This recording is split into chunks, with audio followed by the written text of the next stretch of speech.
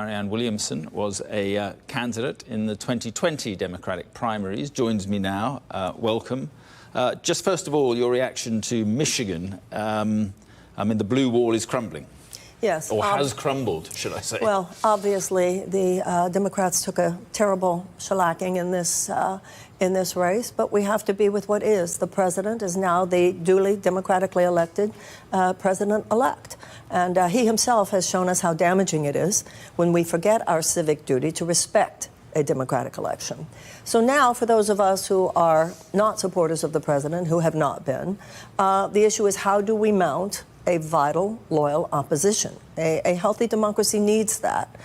I think the coming days and weeks will be about how much people think that the Democratic Party, which would traditionally be the container for that loyal opposition, is right for the job. In order for them to gain the trust of people who are so upset right now, the millions of people who are truly traumatized by this result, the Democratic Party is going to have to do some reckoning, and so that's what we'll see. Because Donald Trump, if anything, is broadening his appeal in the sense that in 2016, it largely, you know, the white, sort of forgotten working class, you know, supported Trump. He seems to be, if you look at the figures on Latino, young Latino men, for instance, and other young men generally, black young men, moving towards Trump, he seems to be appealing to a broader demographic, and that must be worrying for the Democrats. I think we're way past it seeming. He clearly has done that. He has clearly harnessed a truly incredible swath of the American people, and, as you said, very much so, young men. So if the Democratic Party keeps to the corporatized traditional playbook that is basically based in the 1990s, then it will become an irrelevancy over time in American politics. We need to create a phenomenon. This was the basis for my messaging over the last year and a half. I've been saying we need to create a phenomenon that can truly counter the phenomenon that he has created. And that's by actually speaking to working class people. Now, Donald Trump is very shrewd. He speaks to working class concerns, even though he's offering nothing.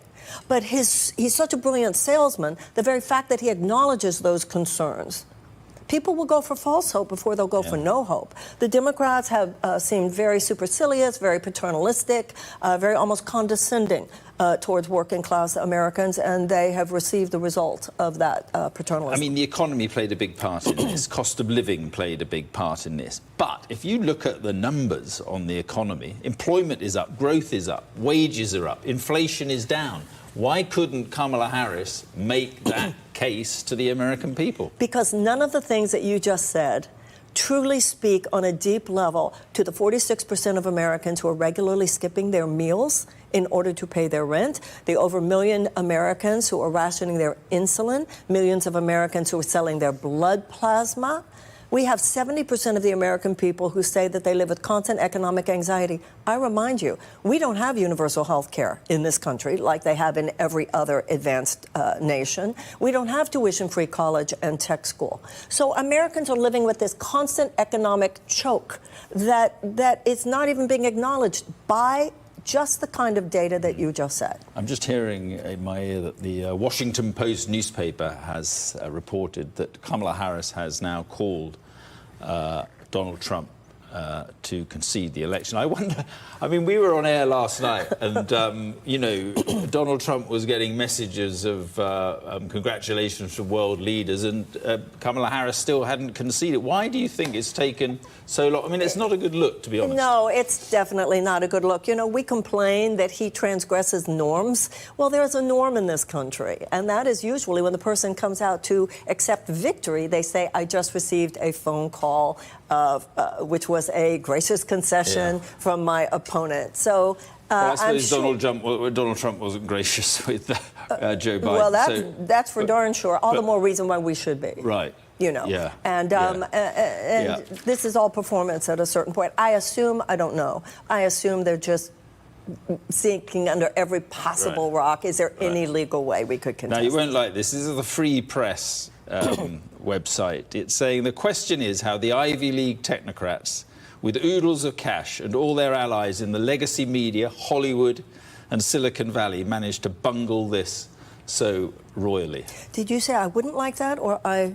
No, I just said you probably wouldn't like it. I absolutely like it. It's very much what I am saying think? myself. That's exactly true. It couldn't be more true. Except there is the only thing I would disagree with is that this is a mystery. You know, I've been saying this for a year and a half. Remember, I was a candidate, and I was saying that we need to be speaking to the fact that people are hungry. That elite that you just mentioned, they weren't mentioning hunger. They weren't mentioning the real despair that people feel in this country. They weren't mentioning the fact that people cannot get higher education or tech school in this country. They weren't mentioning mass incarceration. They weren't mentioning the fact that we should be having a conversation about the drug war. But is that down to the candidate? Was Kamala Harris the right candidate? If you say that message wasn't getting through, that argument wasn't being made, it's the candidate ultimately who... Well, yes, but she is a product of that. Remember, that elite chose her. It was the DNC. That was what was so terrible here. It was the Democratic Party this year seemed to think that Donald Trump was such a threat to democracy that they had to suppress and cancel democracy this year. The DNC said that that Joe Biden was going to be the candidate. And then they did the same thing with Kamala Harris. They just decided that's not democracy. The people are supposed to decide the nominee. The political party is supposed to only come in then. And all of the elites mentioned in that Free Press article thought that they had the right, that they were somehow part of a more superior think tank. Really, they're part of the corporate capture.